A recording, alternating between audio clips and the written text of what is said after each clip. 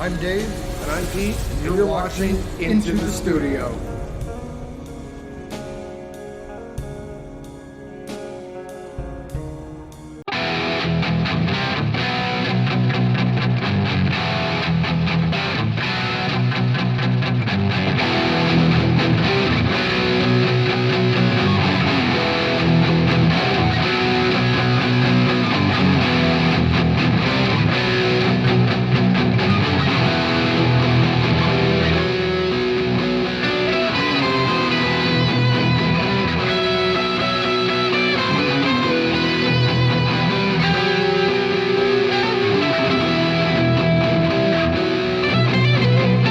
Hi guys, welcome back to the channel. I'm Dave. And I'm Pete.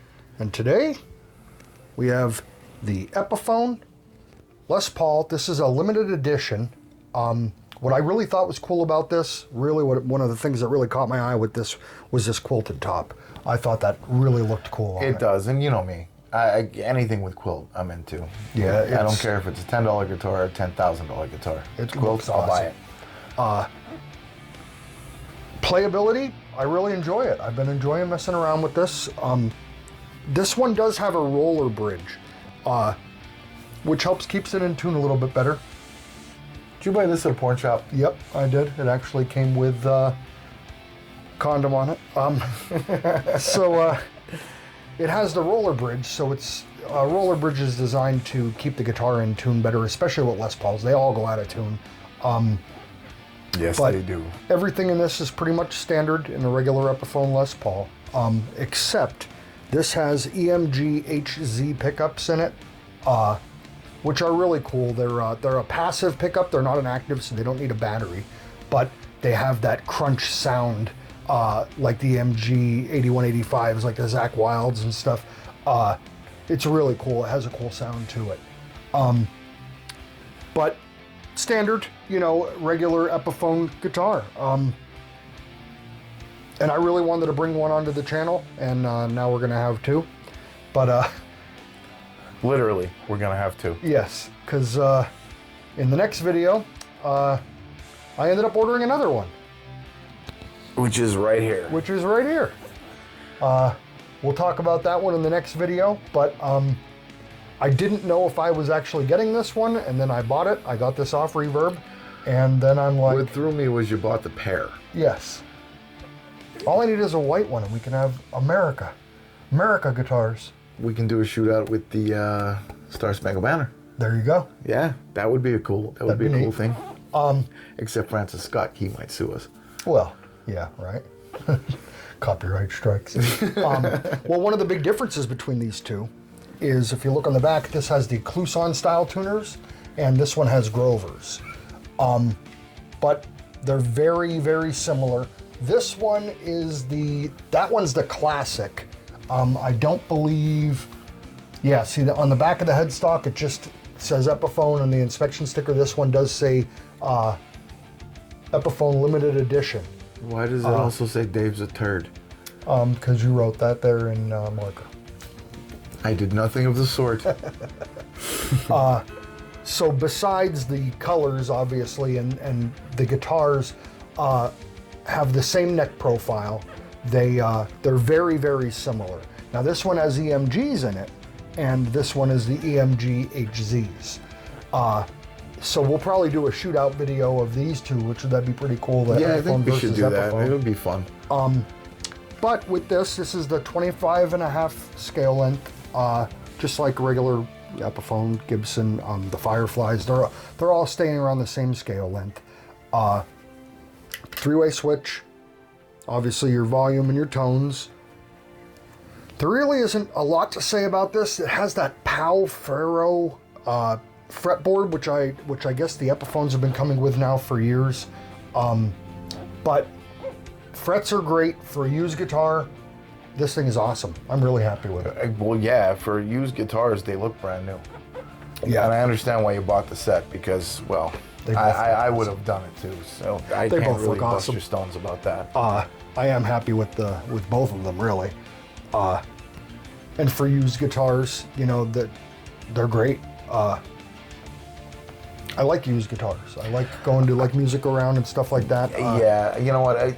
The nice thing about it is you can get something that off the shelf brand new is uber expensive.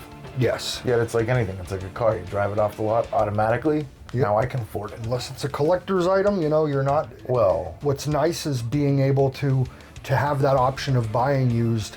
I mean, you can buy them off somebody. People are selling them used, but depending on where you go, like Music Go Round and places like that they'll do a setup for you. What I like about it is that they go over everything. They open it up, they check the electronics, they make sure everything's working, which is important. Yes. You buy something off of somebody you don't know. You could be on like Facebook Marketplace or something, and somebody can.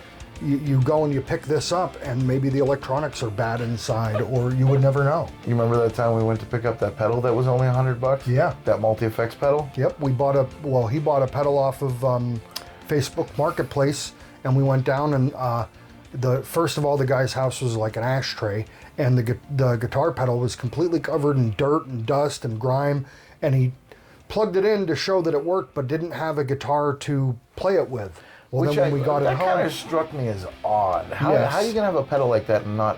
And it wasn't just a guitar pedal; it was a multi-effects pedal. Yeah. So buyer beware. I should have known better. Yes, because it didn't work at all. It turned on, but when you would go through, there was nothing coming out of the outputs, and it was a computer board. It's not like you could just go and like replace the outputs, because I tried, and there was nothing. There was no sound coming out. So it was literally throwing $100 away. So it was too far to drive back up and be like, I want my money back, and I want it now. Yeah, right? So, at any rate, with that kind of stuff, like Pete said, buyer beware. So when you're going to reputable places and mom and pop music shops in your area, they do that as well. And they're the ones that I really like to go to. And we may actually do a video of going to there's a store about an hour from us, in Hazleton. It's called Johnny Morato's. Yeah. You know what? I dealt with him a lot, and he really, I don't think I've ever paid full price for even something brand new. Oh, wow. Like, so he's always throwing a good deal. He's knowledgeable about his product, and he's an older guy, but he's cool. Like he's. Well, if you guys would like, maybe leave it in the comments. Maybe that'll be a road trip. We'll go up and check out his store and talk to him, and get to see the mom and pop side of musical instrument sales, and take a look at what they got. Oh, definitely. And you know what? Every time you walk in there, you don't even have to be in there to buy anything. Like, he doesn't get offended that you're not spending a ton of money in there. He appreciates somebody just coming in. That's cool. Yeah, we'll definitely have to check it out, and we will. Like I said, if you leave it in the comments, if that's something you're interested in seeing, because I will contact him and ask him if we could film in his store and stuff, and we'll go from there. So why don't we check this out? You know what? Let's do this. Let's do it. All right, guys. What I'm going to do is I'm going to start in the middle position with both pickups.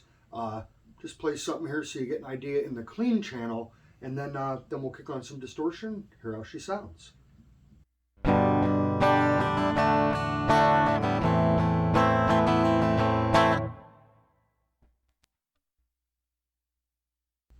Now we're in the neck position.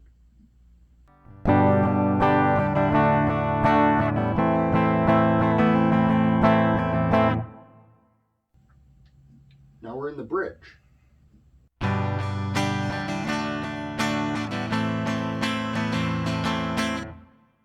You can see the difference in sound with these. These are the EMGHZs, so they do have a little bit of a punch to them. They sound really good in distortion. That's what we're going to do next. All right, guys, what I'm going to do now is start with the distortion on. I'm going to start again in the middle position with both bridge and neck pickups.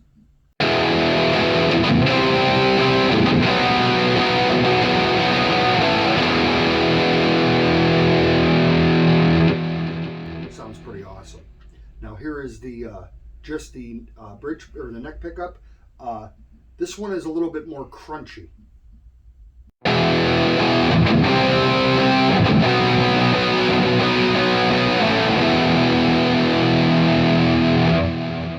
Now in the bridge position, what I find is interesting is it's a lot more mids and highs. It actually sounds really neat.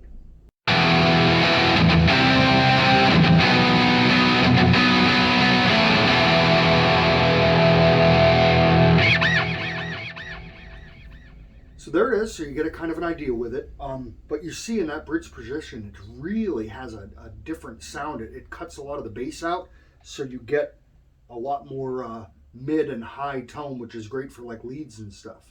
Throw down a lead.